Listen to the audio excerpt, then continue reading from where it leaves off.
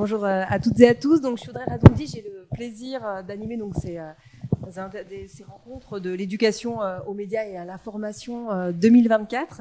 Alors, on ouvre cette matinée avec une table ronde autour d'une question. Est-ce que l'éducation aux médias et l'information est un outil pour développer l'esprit critique? Elle va durer environ 1 heure et donc elle se terminera avec vos questions aux invités. Alors, avec nous, Adeline Segui-Entraigues, Denis Carotti et Julien Giry. Bonjour à tous les trois. Alors, Adeline Segui-Entraigues, vous êtes docteur en sciences de l'information et de la communication, chercheur associé au laboratoire MICA, Médiation, Information, Communication et Art, à l'Université Bordeaux-Montaigne. Et vous êtes aussi chargé de mission au rectorat de Bordeaux pour la formation continue en éducation aux médias et à l'information. Denis Carotti. Donc, vous êtes enseignant, formateur, chargé de mission au rectorat d'Aix-Marseille sur la question de l'esprit critique. Vous participez au projet Poussec pour étudier les effets d'une plateforme dédiée à l'utilisation de vidéos par les enseignants pour développer l'esprit critique. Vous avez conduit des recherches sur les effets de formation du côté de l'éducation aux médias et à l'information et de l'autre côté de l'esprit critique. Et Julien Giry, donc vous êtes docteur en sciences politiques et chercheur à l'université de Tours, donc au laboratoire Prime, Pratiques et Ressources de l'information et des médiations. Et vous intervenez au nom du collectif de chercheurs Approche critique de l'esprit critique. Alors, on va commencer par définir de quoi nous allons parler en quelques mots. Alors, c'est quoi pour vous l'esprit critique? Adeline Segui-Entraigues? Oui. Alors, je voudrais juste préciser que j'ai été aussi professeur documentaliste. Et donc, forcément, quand on parle d'éducation aux médias à l'information, c'est important de préciser ce point. Alors, je dis souvent qu'on est à la recherche de l'esprit critique, comme un petit peu à la recherche du temps perdu. Où est cet esprit critique? Alors pour moi, l'esprit critique, c'est au sens étymologique du terme critique, c'est savoir juger, savoir discerner, savoir évaluer. Alors le jugement, pas au sens du jugement bien ou mal, noir ou blanc, mais au sens de d'où vient l'information, voilà, avoir une pratique raisonnée, je réfléchis, et donc cet esprit critique pour moi c'est vraiment cette approche-là d'avoir une approche réflexive de l'information. Alors, je me place plutôt du côté de l'esprit critique par rapport au rapport à l'information. On va avoir l'esprit critique en culture scientifique également, l'esprit critique, et on le voit aussi dans les profils des intervenants. On est de disciplines différentes, donc finalement, l'esprit critique, c'est tout le rapport qu'on a au savoir. On parlait de pratiques numériques aussi des jeunes. L'esprit critique est indispensable pour les pratiques numériques des jeunes. Je parle souvent de pratiques raisonnées au sens de raisonnement, comme on parle d'esprit critique au sens de savoir juger une information. Donc, l'éducation aux médias et à l'information, elle est faite pour apporter cet esprit critique-là. Dans l'éducation nationale, c'est un enseignement, une éducation transversale. Tous les enseignants en ont la charge, mais finalement, il est très difficile d'évaluer cette transmission de l'esprit critique. Et je pense que ça va être aussi la suite des réflexions de cette matinée. Voilà. Denis Carotti. Merci Adeline. Oui, en fait, les recherches sur l'esprit critique démarrent très tôt, en fait, au début du XXe siècle. Moi, je suis à la fois à la croisée des sciences, parce que je suis professeur de physique-chimie, voilà, à la base, pour tout vous dire, mais aussi mon travail de recherche s'est fait en philosophie, en épistémologie notamment, sur la question de savoir qu'est-ce qu'on mettait aussi dans cette entrée d'esprit critique. Donc oui, l'esprit critique n'est pas né depuis 2015 avec l'éducation aux médias ou la contestation des théories du complot ou la lutte contre la radicalisation. Non, bien entendu, ça existait déjà avant. Mais cette sensibilité à l'éducation, à l'esprit critique, est apparue, c'est vrai, avec les penseurs du XXe siècle, que ce soit des Dewey ou des Russell, où on va trouver vraiment l'envie de se questionner sur qu'est-ce qui va être important dans l'éducation des plus jeunes. Et donc la question se pose de cette pensée, comme a dit Adeline, de la pensée réflexive. Dewey va la définir comme ça, mais aussi, comme Russell aussi va insister dessus, c'est une pensée qui va permettre à l'adulte, quand l'élève qui va devenir adulte, d'être véritablement libre. Et une première définition de l'esprit critique qu'on peut donner, c'est son objectif. On fait ça pourquoi? Pourquoi travailler l'esprit critique? Alors évidemment, on peut ne pas être d'accord avec ça, mais viser l'autonomie intellectuelle. Viser l'autonomie intellectuelle, ce n'est pas viser le fameux uniquement penser par soi-même ou oser penser d'un Emmanuel Kant, c'est aussi être capable de se baser aussi sur ce que font les autres. Donc la définition dans l'esprit critique, dans la définition de l'esprit critique, il faut aussi intégrer toute la partie être capable, certes, de penser par soi-même, mais de penser avec les autres. On n'est pas isolé. Et donc il y a toute une partie d'ailleurs de l'épistémologie qui s'appelle l'épistémologie sociale, qui ne centre pas simplement la question de savoir trier et discerner au point de vue de l'individu, mais aussi compris comme un individu socialement construit et qui va se situer dans un monde social. Il y a une définition aussi de l'esprit critique qu'on va retrouver un petit peu plus tard qui va intégrer la dimension penser de manière raisonnable et réflexive. Ça, c'est Robert Ennis, un philosophe de l'éducation, qui va définir donc l'esprit critique comme pensée raisonnable pour décider ce qu'il faut croire ou faire. Donc une dimension non seulement, on va dire, au niveau de la formation d'opinion, aussi de ce qu'on va faire. Et enfin, vous avez des définitions beaucoup plus récentes qui vont se baser sur les critères qui vont permettre justement d'arriver à faire ce tri entre ce qui est de l'ordre du fiable et du moins fiable. Qu'est-ce qui va nous permettre de nous y retrouver dans ce qu'a dit Adeline. Et je voudrais terminer avec un dernier point.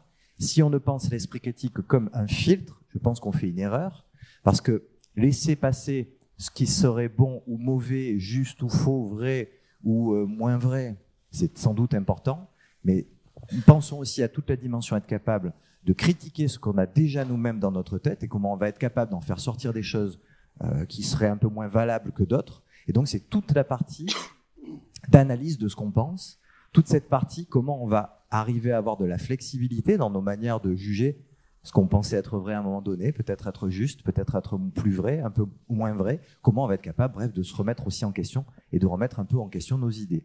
C'est vraiment une partie, moi, que j'ai aimé étudier, cette partie sur les vertus, sur les dispositions, comme on appelle aussi parfois, tout ce qui va entraîner le penseur critique à appliquer tout ça à soi-même, mais aussi à ce qu'il va recevoir. Donc voilà, toutes ces dimensions qu'on pourrait définir dans l'esprit critique. Merci Denis. Donc maintenant Julien Giry, toujours sur cette question de c'est quoi donc l'esprit critique. C'est la question qui nous anime, je pense, beaucoup d'entre nous ici et qui est un peu, vous l'avez dit tout à l'heure, je représente ici en quelque sorte, outre ma propre personne, un collectif de chercheurs qui s'appelle effectivement Approche critique de l'esprit critique et qui vient de produire pour le compte de l'Observatoire des pratiques socio-numériques un rapport qui sera bientôt disponible et qui s'intitule Pour éducation aux démarches réflexives. Peut-être un mot sur ce qu'on entend par là et sur la manière dont ce collectif et ce rapport s'est construit. Ce rapport, il s'est voulu à l'origine comme une sorte de contre-rapport ou de contre-proposition partant d'un constat de ce qui se fait actuellement en termes d'éducation aux médias d'information et d'esprit critique. Vous le savez, il y a peut-être 2022 maintenant, il y a 2 rapports qui sont sortis, qui ont fait grand bruit dans la presse. Un rapport éduqué à l'esprit critique, Pasquinelli et Gérald Bronner, et le rapport Les Lumières à l'heure du numérique. Ce collectif de chercheurs qui regroupe des chercheuses et des chercheurs, bien évidemment, de plusieurs disciplines, sciences de l'éducation, didactique des sciences, sociologie politique, sciences politiques, infocom, etc. C'est un peu réuni autour d'une sorte, peut-être pour le dire un peu forte, mais d'indignation collective par rapport à ce qu'il y a dans ces rapports, au contenu de ces rapports, qui ont tendance à considérer l'esprit critique de 2 manières. D'abord sur le modèle du déficit en éducation, déficit en littératie, déficit en compréhension, et de l'autre de réduire finalement ces déficits à des sortes de dispositions cognitives avec cette idée sous-jacente que l'esprit critique serait comme une sorte de muscle. Il faudrait éduquer une sorte de démarche scientifique à ce que serait la science, ce que serait le vrai, comment distinguer le vrai du faux, qu'est-ce qui est vrai, qu'est-ce qui est juste, qu'est-ce qui relève de la crédulité, pourquoi, etc. Donc pour nous, cette démarche, elle est à la fois inopérante et aussi quelque part contre-productive dans le sens où elle confine une sorte de rappel à l'ordre. Il y a le vrai, il y a le faux, il y a le bon, il y a le mal. Les adolescents s'informent mal, ils ont de mauvaises pratiques. Tout ça semble totalement désincarné et coupé finalement des pratiques réelles, des conditions sociales dans lesquelles les savoirs sont eux-mêmes produits. Notre approche à nous de cette réflexivité critique, c'est celle-ci, c'est de comprendre d'abord dans une approche didacticienne comment vont se construire les savoirs, quels sont les processus de production qui vont faire qu'un savoir devient à un moment donné légitime, à un moment donné où il ne pouvait ne pas l'être. Quels sont les rapports de force, les rapports de lutte au sein d'une société qui vont faire qu'à un moment donné, une connaissance va pouvoir se construire, se stabiliser, être acceptée, légitimée, reconnue comme étant plus fiable que telle autre forme de paradigme.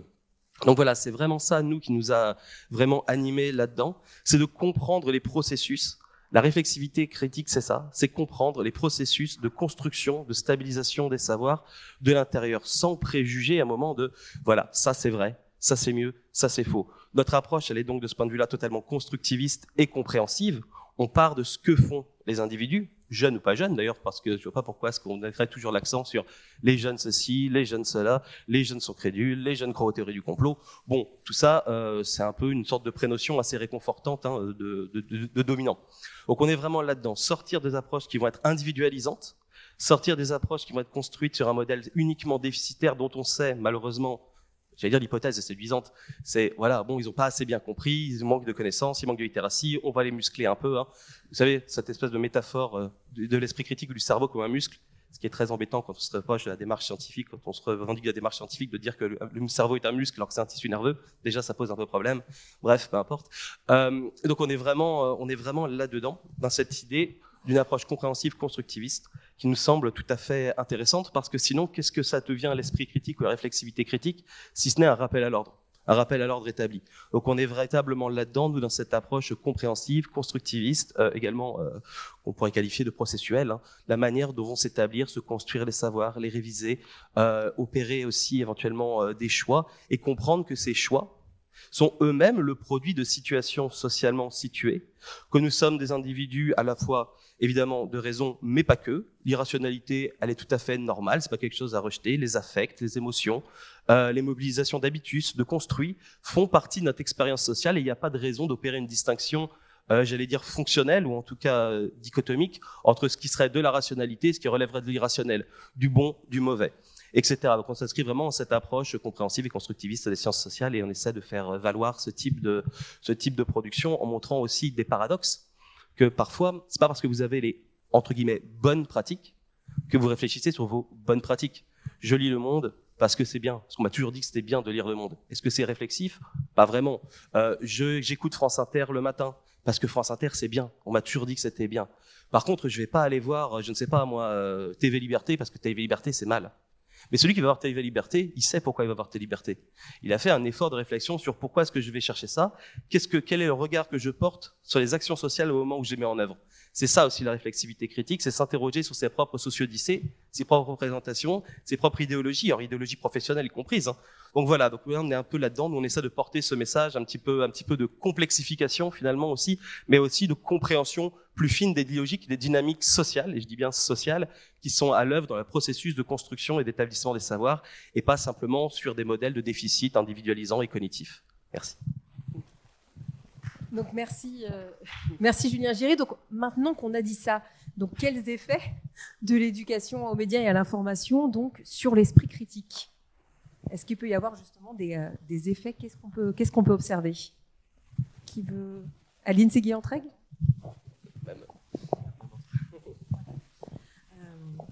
Donc au niveau des effets, comme je disais tout à l'heure, l'évaluation de l'éducation aux médias à l'information va être assez difficile à mesurer. Alors moi, je me place plus facilement dans le contexte scolaire, dans les établissements scolaires et encore plus dans les CDI. On va mesurer les actions sur la durée. C'est-à-dire que l'éducation aux médias, au niveau des programmes et des recommandations, elle commence dès le premier degré, hein, dès le primaire. Hein, même en maternelle, on a un petit peu d'éducation aux médias, mais dans les programmes, ça va être plutôt au primaire, pas en maternelle. Et on va aller jusqu'au baccalauréat. Et donc, il va y avoir une progressivité des compétences à acquérir en éducation aux médias à l'information. Alors, la difficulté de cette éducation aux médias à l'information, qui est reliée implicitement à l'esprit critique, hein, en tout cas dans les textes, va être que ça concerne tout le monde et finalement un petit peu personne.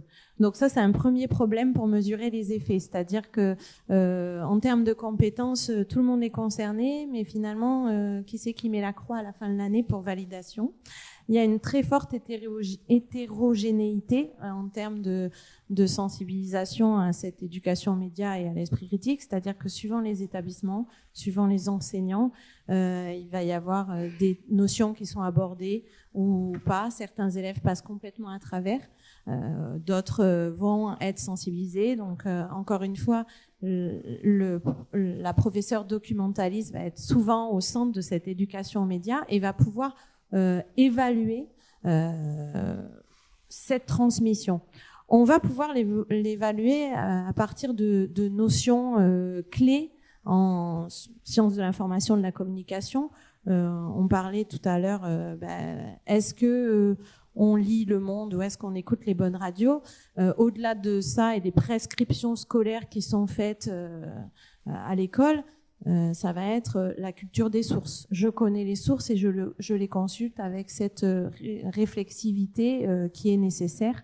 Donc toutes ces notions autour des auteurs, du document, des médias, des fonctionnements, des valeurs, va être un des points centraux pour développer des actions en éducation aux médias et favoriser l'esprit critique. C'est un fil conducteur tout au long de la scolarité et pour faire acquérir aux élèves une forme de systématisation de cette réflexivité. C'est-à-dire que inconsciemment, quand on reçoit une information, que ce soit dans le contexte formel ou informel, l'élève a pour objectif final de se poser la question de l'autorité de l'auteur par rapport à son besoin d'information. Donc c'est une gymnastique de l'esprit justement qui va aboutir petit à petit à cet esprit critique-là. Alors pour vraiment recentrer ma réponse, mesurer les effets, on va mesurer les effets d'une action, voir avant, après, voir si certaines notions sont acquises. Mais finalement, quand j'interviens en licence 1 à l'université sur des méthodologies de recherche documentaire, un article scientifique chez certains étudiants en licence 1, en éco-gestion par exemple, c'est quelque chose d'assez flou. Donc là, on peut se demander... l'éducation média à l'information, les actions, c'est assez difficile de voir les effets. Donc, finalement, les évaluer de manière générale, ça va être quasiment impossible, si je peux me permettre de dire ça, parce que c'est vraiment au cas par cas. C'est une acculturation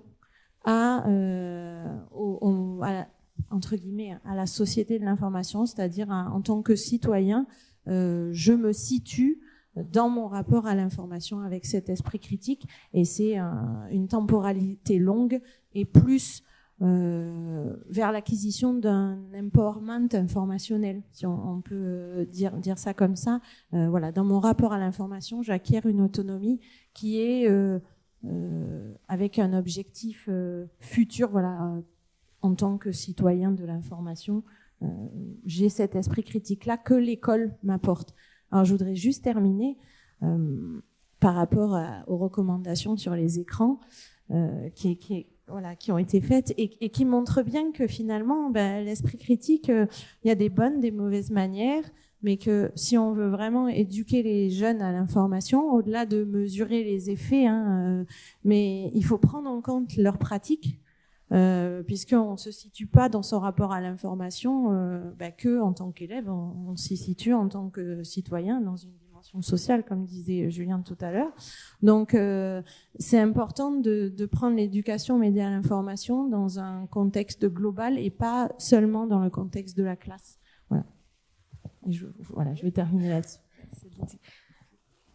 Denis Carotti ou Julien? Oui, je veux bien prendre la suite, parce que comme ça, je vais enchaîner sur ce que tu disais. C'est tout à fait ça. Effectivement, cette tentation de vouloir évaluer l'éducation aux médias, l'esprit critique, comme une sorte de politique publique comme une autre avec des KPI, etc.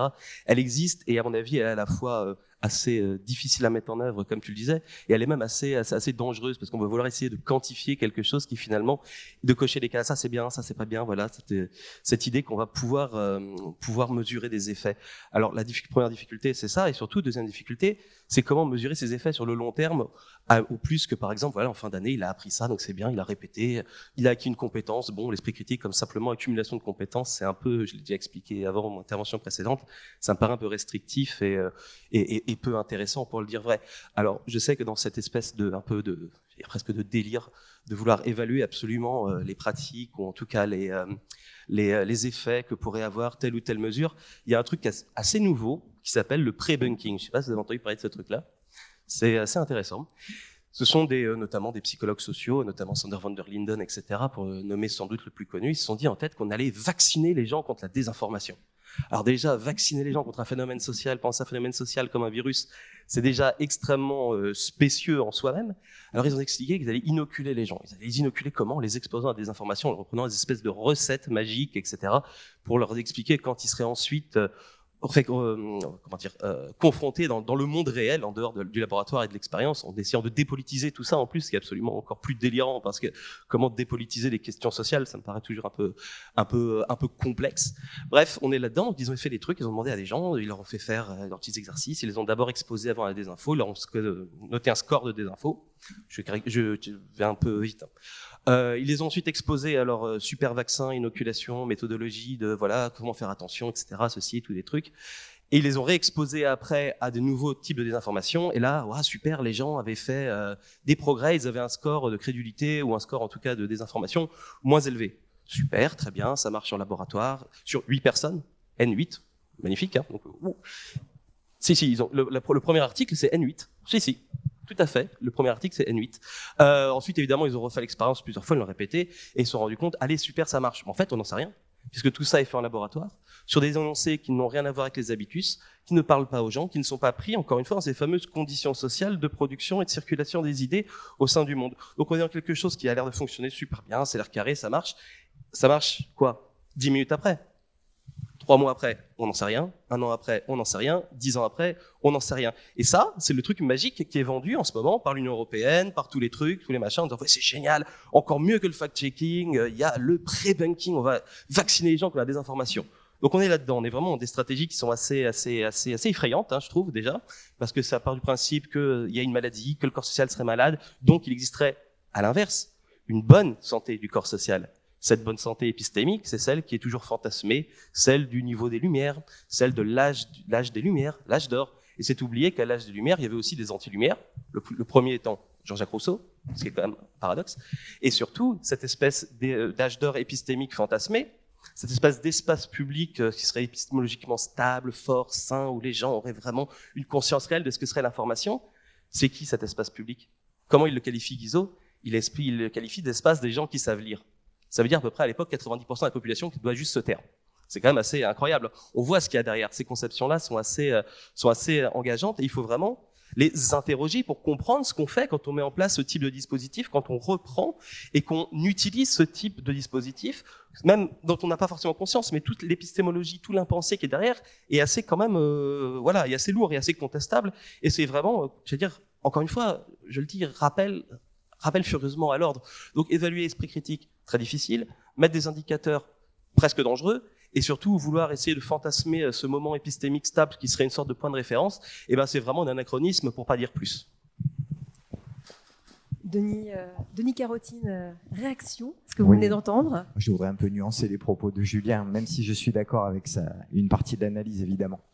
La première chose, c'est que quand moi j'interviens souvent en formation, je vous dis j'ai une approche plus philosophique aussi de toute cette question-là. Je pose souvent la question, est-ce que, chers collègues, vous aimeriez qu'il y ait un inspecteur pédagogique de l'esprit critique? Parce que je suis dans une formation où je viens vous parler d'esprit critique avec ma casquette rectorale. Alors vous imaginez bien la réaction, tu parles? Évidemment que non. Donc ça pose toutes les questions que l'a soulevé Julien, qui sont absolument pertinentes, il faut les avoir en tête. Parce que si on ne les a pas en tête, oui, ça peut être dangereux. Oui, ça peut être contre-productif. Oui, on risque d'imposer l'inverse en fait de ce qu'on voudrait faire, c'est-à-dire viser l'émancipation, l'autonomie intellectuelle, vous l'appelez comme vous voulez. Et si cette autonomie intellectuelle, c'est ce que vous visez, alors attention à nos pratiques. Mais par contre, là où je voudrais nuancer, c'est que est-ce que c'est pour ça qu'il faut abdiquer en fait de réfléchir sur les moyens d'évaluer ce qui se fait? Parce que de toute façon, ça se fait.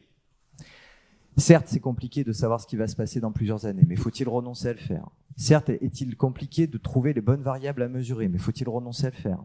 Est-ce qu'on peut pas se mettre d'accord avec plusieurs approches justement disciplinaires? C'est ce que je vous ai dit, je viens de la physique à la base. J'ai aucune prétention en fait à imposer des normes en fait d'évaluation qui viennent de la physique-chimie. Non, mais qui viennent de la sociologie, qui viennent de la psychologie sociale, qui viennent des sciences cognitives, qui viennent des sciences de l'éducation, de la didactique. Quand on va mêler tout ça, on va avoir des approches, j'en discutais avec Adeline tout à l'heure, plus qualitatives, qui vont permettre d'avoir une finesse de grain et comprendre un petit peu mieux les mécanismes qui se passent au niveau des élèves, mais aussi une approche plus qualitative à laquelle, je pense, il ne faut pas renoncer. Là, c'est pour ça que je voudrais aussi nuancer par rapport à ce qu'a dit Julien. Une approche comme ils ont, et je la salue, est nécessaire, mais si elle veut avoir une ampleur et une validité, elle doit s'inscrire dans quelque chose qui est de l'ordre du scientifique, c'est-à-dire d'une validité plus objective que simplement un débat d'opinion. Sinon, pourquoi croire ce que nous dit Julien et son collectif plutôt que ce que je vais vous dire moi? C'est bien parce qu'il s'appuie sur des références et des normes partageables, et c'est bien celles-ci qui sont à la base de la mesure.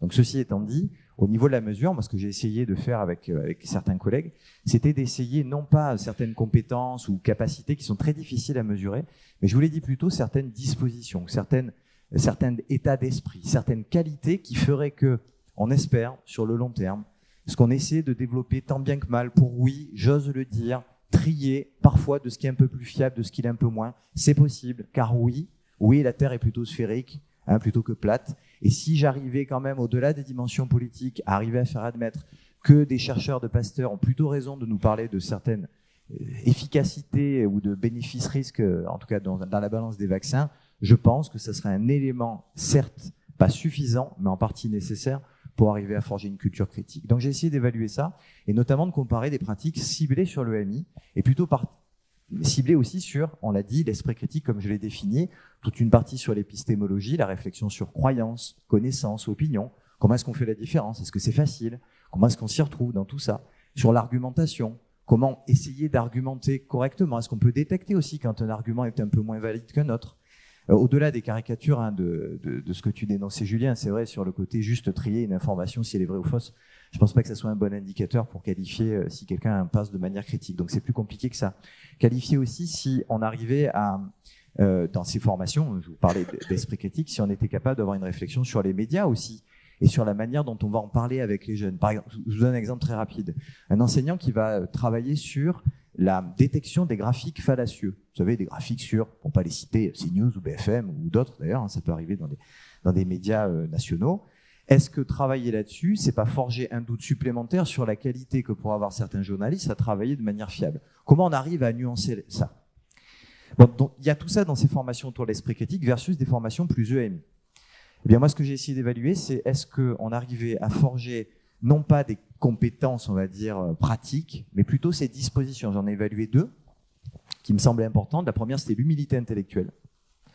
L'humilité intellectuelle, c'est pas du tout être capable de se dévaloriser tout le temps, c'est pas ça. C'est justement bien calibrer quand on est en état de juger que quelque chose là, de ce domaine-là, on y est compétent ou pas, et à quel moment on est beaucoup moins compétent. Je suis pas compétent dans les domaines que vous avez évoqués, je sais me mettre, j'espère, en fait, au niveau de dire, bah là, je vais faire confiance à certains experts. Par contre, dans certains domaines, je suis un peu plus qualifié. Donc ça serait vraiment essayer d'évaluer cette humilité intellectuelle-là. Et la deuxième, c'était la rationalité épistémique. C'est un gros et grand mot pour dire simplement, est-ce que j'ai une appétence quand même, une petite appétence pour forger mes opinions sur des affirmations les plus fiables possibles? Est-ce que ça compte pour moi que, en fait, on me raconte pas non plus que des bêtises, en fait, sur le monde, et que je prenne ça quand même pour quelque chose d'important, d'avoir des éléments. Et je regarde les personnes qui sont en face de moi, Foucault, Ampère, Fresnel et Arago, voilà, de se baser aussi sur des éléments, en fait, un peu plus fiables. Donc, ces deux éléments-là étaient aussi importants à évaluer. Et ce qu'on a montré, en tout cas une étude, pour l'instant on attend qu'elle soit répliquée évidemment, c'est que des formations plus esprit critique amenaient à développer ces dispositions ou ces vertus intellectuelles un petit peu mieux que ce qu'on faisait en EMI. Et le deuxième point, je m'arrête là-dessus, c'est une question qu'on évoquait aussi avant la table ronde, c'est est-ce que les formations à l'EMI ont le contre-effet d'augmenter non pas un scepticisme juste sur ce qui serait plutôt faux, mais est-ce qu'elles n'auraient pas aussi le problème d'augmenter un scepticisme généralisé en réalité sur tout ce qu'on entend.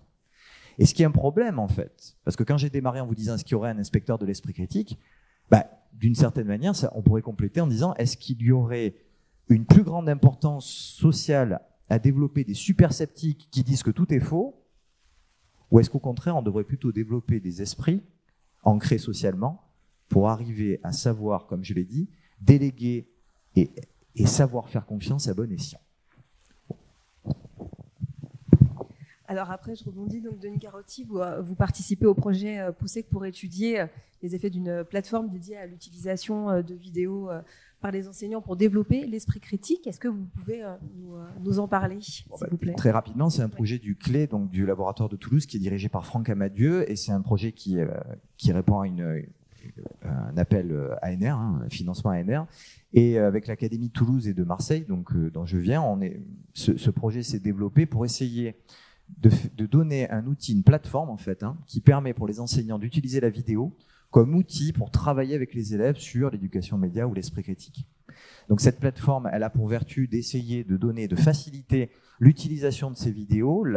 On va les amender, on va pouvoir les découper, on va pouvoir jouer avec, on va pouvoir créer des parcours sur les thématiques que souhaite bien entendu chaque enseignant travailler, qu'on soit professeur documentaliste, professeur d'SVT ou d'histoire-géographie.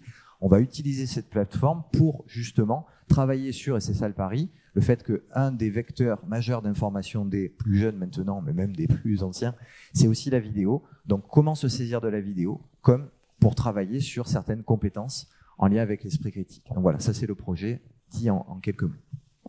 Et ce projet, il en est où alors ? Alors il en est dans sa dernière année, mais normalement il va être prolongé. Justement, on essaie de voir comment les enseignants s'approprient cette plateforme. Est-ce qu'ils arrivent à l'utiliser ? Est-ce que c'est cohérent avec leurs pratiques habituelles on va dire, dans la classe ? Et surtout, est-ce que d'avoir utilisé cette plateforme pour les élèves, ça a fait bouger un certain nombre de variables que les chercheurs du laboratoire de Toulouse ont décidé d'évaluer. Voilà. On en est là pour l'instant, essayer de récupérer les données des élèves dans les différents parcours qu'ils ont pu utiliser à travers différentes vidéos sur plein de thématiques que les professeurs ont créées sur cette plateforme POUSSEC. Voilà. Et alors, donc, qu'est-ce qu'on peut dire globalement sur le contenu donc, que devraient avoir les actions d'éducation aux médias après tout ce que vous avez dit sur ce côté, d'une certaine manière, l'utilité de mesurer donc, ces effets sur les personnes. Aline Séguier-Antraigues. Oui, alors je vais en profiter pour rebondir sur ce qu'a dit Denis.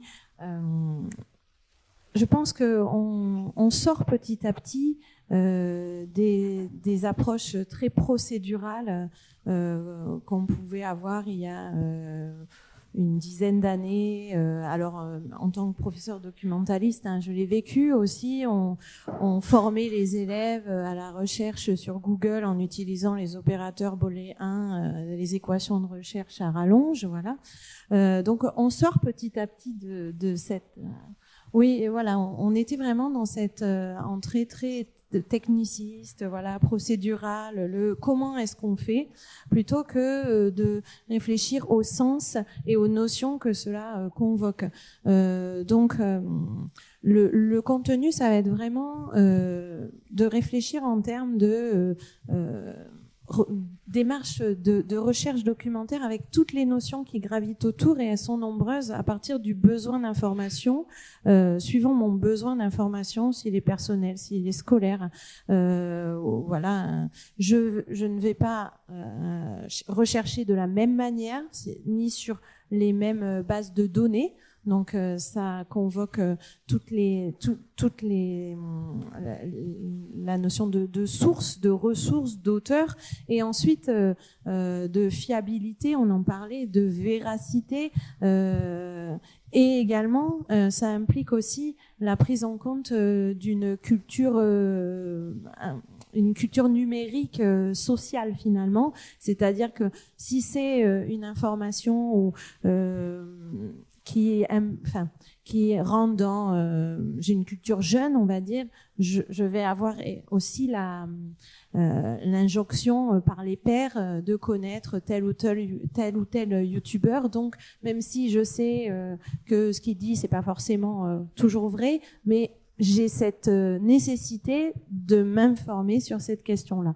Donc voilà, la culture des sources est très importante suivant le contexte dans lequel on reçoit l'information. Et ensuite, si on va un petit peu plus loin dans les étapes de la recherche documentaire, hein, on va être donc sur la fiabilité, la véracité, la pertinence en fonction de son besoin, et ensuite du traitement de l'information. Le traitement de l'information, je vais le faire complètement différemment suivant si c'est juste une information, on va dire pratico-pratique, ou si c'est quelque chose de beaucoup plus complexe. Donc dans les contenus, on va essayer de se situer dans des projets qui ont du sens. Alors je sais pas, la question suivante, c'est des exemples de projets, c'est ça? Donc je vais peut-être pas détailler tout de suite ça. Voilà, des projets qui ont du sens et de mettre les élèves en action et que ça soit pas complètement théorique. Soit de les mettre en action par rapport à des sujets qui les intéressent, soit de les placer avec des contenus liés au programme forcément, parce qu'on sait que les enseignants sont aussi très pris par le temps. Donc l'éducation aux médias, l'information, ça vient en plus. Donc si ça prend du temps, mon ancienne casquette de professeur documentaliste, c'est qu'il faut proposer des projets qui vont optimiser les enseignements. Donc donner du sens et être dans les notions pour habituer, on va dire, systématiser ce questionnement par rapport à l'information que l'élève reçoit. Voilà. Merci. Julien Géry. Peut-être pour revenir un peu à ce que je disais plus tard, moi ce qui me semble le plus important, c'est l'approche didacticienne, l'approche didactique. C'est-à-dire que ce n'est pas simplement enseigner des savoirs, enseigner des connaissances, enseigner une connaissance scientifique, savoir que la Terre est plate, pour reprendre l'exemple qui est donné tout à l'heure, savoir par exemple que E égale MC2, savoir que les vaccins, c'est mieux que de ne pas être vacciné dans certains cas. C'est plutôt comment a été produite cette connaissance. Et ça, c'est un gros déficit qu'on a, notamment dans l'enseignement secondaire en France, c'est qu'on enseigne l'histoire, on enseigne la biologie, on enseigne la physique, on enseigne, etc., etc. On enseigne un savoir comme s'il était stabilisé, normal. Et de ce point de vue-là, interroger la question de savoir si je dois croire ce que dit le prof ou est-ce qu'il le sait, ça repose la question de la croyance et du savoir. Ce qui est très important, c'est ça, c'est de comprendre comment sont produits les savoirs scientifiques pour justement pouvoir dire ensuite qu'ils n'ont pas la même valeur épistémique que l'opinion du gars au coin de la rue. Ça, c'est très important. En Suisse, notamment, ils sont très avancés là-dessus. Ils ont vraiment des cours sur ce qu'ils appellent les questions socialement vives et ils travaillent vraiment sur ces questions-là de construction du savoir. Et ça, c'est très, très important. On a eu tous un exemple qu'on a tous vécu in vivo. Il y a à peu près 4 ans maintenant, je sais pas, vous vous souvenez d'un petit virus là, qui nous a tous un petit peu embêtés. Et ça a été super parce que ça a permis d'expliquer, au moins pour une chose, hein, je ne dis pas que ça a été super, le confinement, tout ça, non, c'est pas ce que je dis. Il y a eu un truc qui était super d'un point de vue de chercheur. Moi, je travaille beaucoup sur la désinformation médicale, donc j'étais beaucoup sollicité par les médias, des choses comme ça. Et ça a permis de réexpliquer comment on construisait un savoir scientifique. Comment on pouvait construire un savoir pour dire que les vaccins, c'est bien, les vaccins, c'est ça. On a pu expliquer ce que c'était un article de recherche, comment il était construit, comment il était évalué, comment il pouvait être réévalué, ce que c'était qu'une peer review, ce que c'était que les processus de rétractation, etc. Tout un tas de choses qui semblaient totalement étrangers au public, au pluriel, hein, au public au pluriel, où on disait, bon, on invite un savant, le savant, il sait de quoi il parle, lui, il sait la science. Alors que maintenant, on a vu qu'en fait, finalement, la science, les savoirs, c'est jamais le chercheur en Côte d'Ivoire qui arrive et qui dit, voilà, moi, je vous dis que, croyez-moi. Non, mais justement, ça a permis de montrer qu'il était marginal face à un dissensus scientifique et que montrer que, effectivement, la science, c'est un collectif. C'est une production collective. On s'inscrit toujours dans une tradition. Il n'y a pas un grand chercheur dans son labo qui va être génial et qui va découvrir les trucs. C'est pas, quoique on a un peu un grand chercheur qui vient parler d'esprit critique, des informations, crédulité, croyance, machin, qui est toujours partout. Donc peut-être que lui, un grand scientifique, je sais pas. Peu importe. Donc on a vraiment cette idée de science comme une construction collective, non pas comme un résultat, mais comme un processus. une science en train de se faire, toujours en train de se faire, en train de s'évaluer, de se réévaluer, de se regarder, de s'interroger. Et ça, c'est super intéressant. Et pour être plus concret, je voudrais simplement citer les travaux d'une collègue en histoire qui est à Nantes, à l'université de Nantes, qui a fait sa thèse en didactique des sciences historiques. Alors ça paraît un peu étrange comme ça. Et elle était avec des gamins de collège. Elle leur a montré comment un historien. Venez travailler avec moi. Qu'est-ce qu'une source? Qu'est-ce qu'un document? Du point de vue d'un historien, je parle de Lucie Gomez, j'ai oublié de la nommer, excusez-moi, qui est au CREN à Nantes, et qui travaille ces questions-là. C'est comment on construit une connaissance historique, notamment, d'autant plus qu'elle est ancrée dans un imaginaire social d'élèves. Elle est travaillée à Oradour-sur-Glane, vous savez, qui a été vraiment détruite par la Seconde Guerre mondiale. Et il y a une thèse là-bas que je connaissais pas. Moi, j'ai appris en interrogeant justement le cadre des recherches pour ce rapport. Il y a deux thèses alternatives. Il y a la thèse négationniste de Vincent Renoir, peu importe, ça intéresse personne, tant mieux. Et il y a l'autre thèse, celle locale. Il y a deux villages qui s'appellent Oradour à quelques kilomètres d'écart. Et localement, on pense qu'il y a une erreur d'Oradour. En fait, les Allemands ont bombardé le mauvais village. Et ce qui est très intéressant, c'est que vous avez Oradour-sur-Glane. 90% des gens ont entendu parler de ça, 90% y croient, et c'est par cercle concentrique. Plus vous éloignez, moins les gens y croient, et moins les gens ont entendu parler. Elle a été justement avec ces gamins, qui eux sont persuadés de ça, parce qu'on leur a toujours dit ça depuis qu'ils étaient enfants. Elle a été leur montrer comment leurs propos, ce qu'ils pensaient être vrai, être une sorte de savoir un peu, savoir des gens, c'est très important, cette notion de savoir des gens. Le savoir des gens, puisqu'il y a Foucault, mais c'est pas le même, qui nous parle de savoir des gens. Le savoir des gens, c'est le savoir personnel que j'ai acquis, fruit de mon expérience, par rapport à des événements et la réflexion que je peux porter sur ces savoirs et cette expérience. Pour le dire très concrètement, les médecins vont partager un savoir médical. Chaque médecin va avoir son propre savoir des gens, qui va se compléter, s'articuler, s'agencer avec son savoir médical. Et bien, ce savoir des gens, elle montrait comment l'articuler avec le savoir du historien. Alors pas en leur disant mais vous êtes cons et petits, c'est pas vrai, c'est pas comme ça, c'est voilà, ils sont pas trompés d'Oradour, on a les nazis, ils l'ont écrit, machin et tout. On le sait. Elle te leur montrer. Alors comment on sait que ce que vous dites n'est pas vrai? Comment on le sait?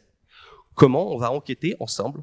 Voilà. Ici, ce sont des archives. Voilà ce qu'est un document du point de vue d'un historien, ce qui n'est pas la même chose qu'un document du point de vue d'un journaliste, etc. Donc c'est vraiment cette démarche de comment la science se fait, comment la science se construit, qu'on peut créer justement les conditions, non pas pour mesurer au jour le jour, à la petite semaine, ce que serait une sorte de réflexivité critique. Je reviens sur le terme de réflexivité plus que d'esprit, mais bien plutôt en essayant d'inculquer comme ça des démarches, des manières de faire, des manières de penser, et pas le pourquoi, sortir, encore une fois, toujours en sociologie, sortir du pourquoi c'est vrai, parce que la science l'a dit, ou plutôt comment on fait, comment on le sait. Comment ça s'est stabilisé? Comment, à un moment donné, on est arrivé à se rendre compte que telle ou telle hypothèse était plus valable qu'une autre? Comment on en est arrivé à la réfuter à un moment? Comment on est arrivé à la réviser? C'est vraiment cette démarche, pour moi, c'est la plus importante. C'est celle qui est vraiment, devrait être au fondement même de tout type d'enseignement de toute discipline. C'est le comment, l'épistémologie et la didactique. Merci Julien, et je pense que tu viens de dire exactement ce qui faisait une grosse différence dans les formations dont on parle en général, nous, autour de l'esprit critique, c'est qu'elles incluent une énorme partie en fait sur tout ce que tu viens de dire. Donc je vais pas en dire plus, c'est exactement ça.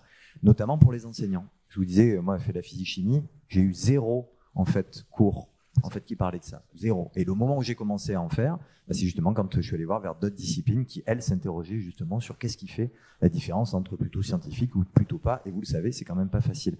Il y a des études qui ont été conduites sur cette fameuse, et c'est vrai on a un gros retard là-dessus. Les anglophones parlent de nature of science, et donc il y a tout un travail qui est fait sur comprendre tout ce qu'a dit Julien. Et on voit que si on veut notamment réduire l'effet des raisonnements motivés, c'est-à-dire la manière dont on perçoit le monde à travers nos propres prismes idéologiques, par exemple sur l'acceptation de la théorie de l'évolution. Prenons la théorie de l'évolution, est-ce que les gens l'acceptent ou pas? Évidemment, ça fluctue en fonction du niveau d'études, ça paraît un peu cohérent. Dès qu'on sait un petit peu mieux comment ça fonctionne, dès qu'on a eu des cours, ça marche bien. Mais prenez les ultra-démocrates ou les ultra... on va dire, conservateurs américains, et regardez si cet effet de l'éducation joue sur l'acceptation de la théorie de l'évolution. En fait, il y a presque un rôle inverse en réalité qui va se produire. C'est-à-dire que plus on est cultivé en termes d'éducation, plus on va rejeter la théorie de l'évolution chez les ultra-conservateurs, parce que ça colle pas à leur prisme idéologique. Or, ça marche très bien, toujours, plus on a d'éducation chez les démocrates. Par contre, si vous rajoutez de la nature of science, de l'épistémologie, vous l'appelez comme vous voulez, alors là, à ce moment-là, on réduit complètement cet effet de polarisation, et on voit que certes, ça progresse un peu moins vite chez les ultra-républicains d'accepter la théorie d'évolution en fonction des connaissances et de l'épistémologie, mais ça, quand même, cette fois-ci, ça progresse. Donc on espère qu'il y a un rôle en fait de cette épistémologie qui commence à être mesurée, et je suis d'accord avec toi, qui est absolument fondamental, et je pense que c'est vers ça que devrait aussi aller, et ne pas oublier l'éducation aux médias et à l'information. Je vais juste terminer de demander un petit exemple d'action à Aline Séguier-Entraigues avant de vous donner la parole pour poser des questions à nos invités. Donc Aline Séguier-Entraigues. Merci. Donc très rapidement, parce que je vois que l'heure tourne. Juste un projet très concret qui est en cours dans l'Académie de Bordeaux, en collège, dans une classe de 6e. Il y a une collègue enseignante documentaliste qui a la chance d'avoir des heures EMI, même si ça se discute, mais bon, c'est un autre sujet. Donc il y a la chance d'avoir les élèves de 6e en projet toute l'année sur le long terme, et elle les place en recherche d'informations sur des questions, les questions sociales, les questions vives. Donc, il y a un partenariat avec l'INSPE de Bordeaux et les Master Doc pour analyser les effets, essayer de comprendre les pratiques des élèves. Donc, sur un semestre, elle va leur proposer des questions vives, vraiment, pour des élèves de 6e. Donc, ça va de est-ce qu'il faut faire croire les enfants au Père Noël à est-ce que la peine de mort est politiquement correcte dans la société, par exemple. Voilà. Et ils doivent chercher du pour, du contre. Ils ne peuvent pas choisir leur point de vue. Ils doivent juste avoir des arguments, se renseigner, et ensuite l'objectif c'est de proposer un débat à la fin de l'année entre les pour, les contre, et ensuite les élèves qui n'ont pas traité cette question peuvent intervenir. Donc ce projet fonctionne assez bien. Donc ça fait plusieurs années qu'il est en cours. Effectivement, c'est pas une finalité à la fin de l'année. Ils n'ont pas acquis l'esprit critique par imprégnation, voilà. Mais c'est quelque chose qui doit être répété tout au long de l'année, tout au long de la scolarité, de les placer comme quand ils reçoivent une information finalement dans leur pratique sociale, dans leur pratique numérique sur les réseaux sociaux, de se questionner sur les arguments qui finalement, même si ils n'y adhéraient pas forcément, peuvent être pris en compte, peuvent être entendus, et sont ensuite des arguments pour des futurs débats. Voilà. Donc pour la formation de cet esprit critique. Vous trouverez, je pense, ce projet sur les réseaux. C'est un projet Cardi. Ça y est, j'ai perdu ce que ça voulait dire. Oui, mais je cherchais le sigle. Cellule académique, recherche, développement, innovation, quelque chose comme ça. Et INSPE. Donc voilà, un partenariat entre l'Académie de Bordeaux et les universités. Merci beaucoup à tous les trois. Donc maintenant, ça va être à votre tour de poser vos questions. Donc il y a un micro qui va circuler. Donc n'hésitez pas à lever la main pour qu'on puisse venir vous apporter le micro. Alors, qui veut prendre la parole? Toujours difficile de se lancer.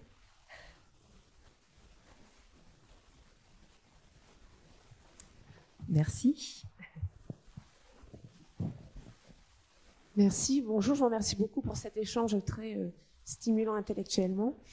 Je reviens justement et je vais dans votre sens sur l'idée que effectivement, il faut enseigner la méthodologie scientifique, le processus scientifique. Parce que dans le cadre de l'EMI, je pense que ça permet aussi d'apporter la distinction entre les temps scientifiques et les temps médiatiques. Et ce qui fait que voilà, ça participe aussi de la construction de l'esprit critique, de se dire que voilà, sur certaines questions, il peut y avoir des attentes, des besoins du public pour lesquels la recherche n'a pas encore apporté de consensus scientifique. Et que donc, il faut attendre. Et puis aussi, ça permet aussi d'apporter la question des effets d'agenda. Et de se dire que voilà, ça permet de prendre de la distance par rapport aux effets d'agenda. Et puis enfin, cette importance de la connaissance de l'épistémologie scientifique, ça interroge aussi la question de l'expertise.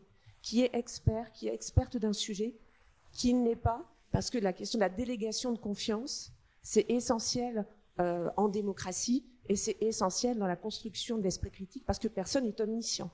Mais il faut bien s'informer. Donc, apprendre à construire cette délégation de confiance et sur quels outils. Et ça me semble un des grands enjeux de l'EMI. C'est l'enjeu de l'épistémologie sociale, en fait, d'interroger ça. Vraiment, je suis d'accord avec vous. C'est comment on arrive à savoir qu'il y a une séparation. On va évidemment séparer les domaines d'expertise. On n'a pas le choix dans notre monde. Donc, oui. Comment on arrive aussi à reconnaître l'expert. C'est des choses qui ont été interrogées dès la fin des années, début des années 80. Si vous cherchez des ressources, un certain Goldman qui a écrit un premier article là-dessus, sur l'expertise et comment identifier ça. Justement, moi je travaille sur les pratiques numériques, pratiques informationnelles des jeunes, et quand je les rencontre, je leur demande ce qu'ils font sur les réseaux sociaux. Il y a la question de l'expertise des youtubeurs qui se pose finalement, et dans les discours, et je pense que l'influence sociale aussi est très importante.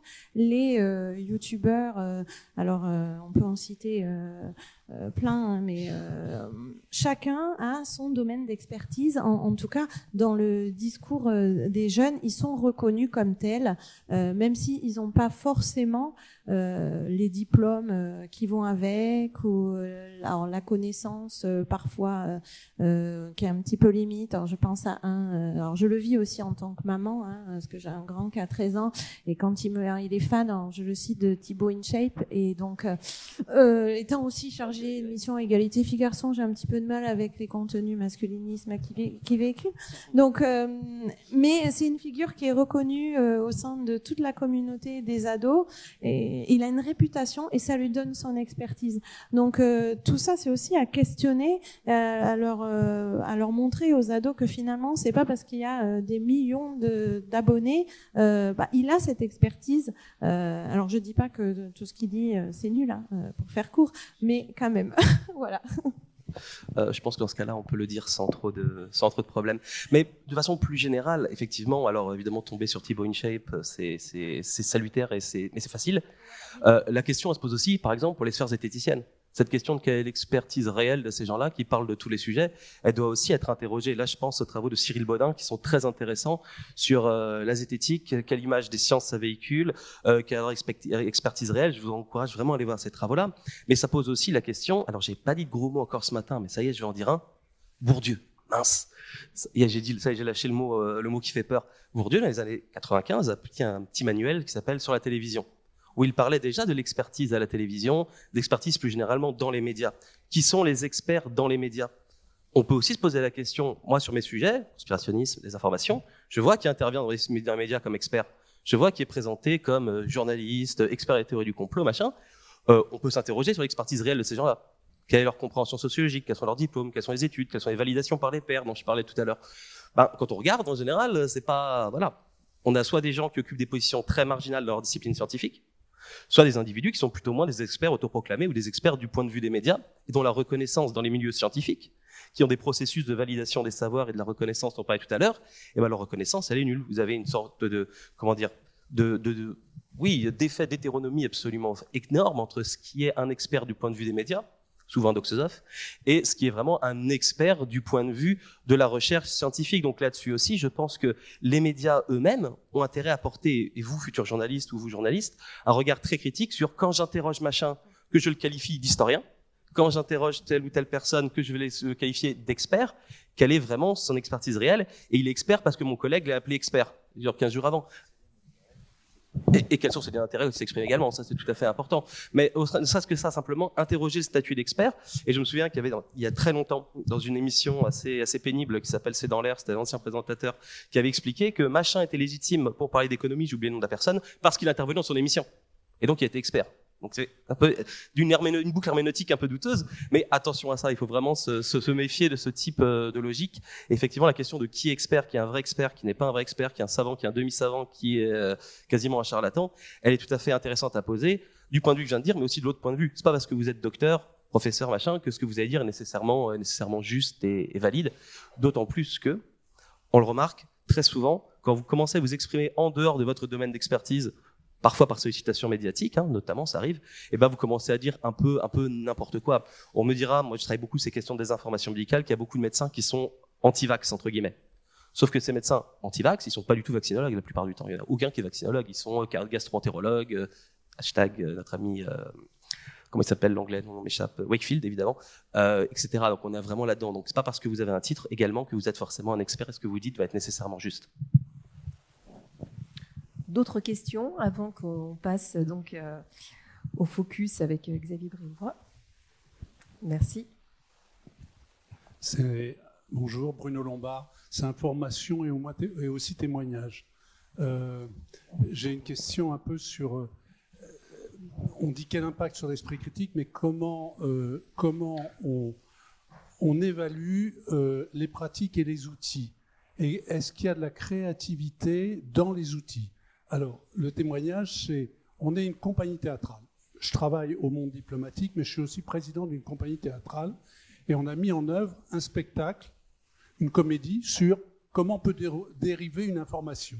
Comment se produit l'information avec experts, télévision, reportages, etc. Et ça permet d'avoir un triptyque dans les établissements scolaires avec une médiation introductive avec les amis du monde diplomatique, avec des correspondants un peu formés. Et après, on a la réalisation concrète, l'incarnation d'une situation, puis un bord de scène qui permet aussi de valider ces choses-là. Et je trouve que à apporter, et on a eu la validation du Clémy pour la semaine de la presse et des médias, parce qu'ils ont trouvé que c'était original et que ça rajoutait une dimension dans l'éducation aux médias. Voilà. Oh bah oui, on en a besoin, merci. Et on a joué récemment dans l'Académie de Bordeaux. Oui, ben j'allais dire, on va prendre vos coordonnées parce que voilà, moi j'ai la casquette EMI et égalité filles-garçons, et on voit bien que par la créativité, par l'expression, il y a beaucoup de choses qui passent et qui permettent aux jeunes de s'interroger sur leurs propres pratiques, leurs propres représentations. Voilà. Oui, voilà. Oui, le fait que ça vienne de l'extérieur. Voilà. Oui, c'est bien aussi. On a constaté notamment que les documentalistes sont des points clés, des piliers, je dirais. Des piliers, souvent référents culture, et qu'il y a vraiment des choses qui s'articulent autour d'eux. Après, il faut qu'ils arrivent à fonctionner avec le corps enseignant, que les directions soient mobilisées, etc. Et de l'argent. Mais on arrive à des très belles choses. On les a, nos professeurs d'esprit critique, c'est bon, voilà, ça y est. Oui. Très très bien, les collègues vont être très très contents. Je voudrais juste rebondir parce que après, on va sur le fait que souvent, j'ai fait un colloque il y a 2 ans peut-être ici, enfin côté à Roubaix, et sur l'éducation aux médias, l'information. Et je remarque qu'il y a une forme de concurrence dans les acteurs, alors qu'on est tous remplis de la même motivation, des mêmes objectifs, et finalement le Clémy, les enseignants, plutôt les profs doc, l'éducation populaire, les journalistes, finalement on a le même objectif, et on fait souvent des choses un petit peu dans notre coin, sans que ça soit fédéré, sans que ça soit évalué, sans qu'il y ait de dynamique collective. Et je pense que ces rencontres-là peuvent aussi servir à donner du sens commun et des actions communes. Voilà. Eh ben, merci beaucoup à tous les trois, et merci à vous pour vos questions.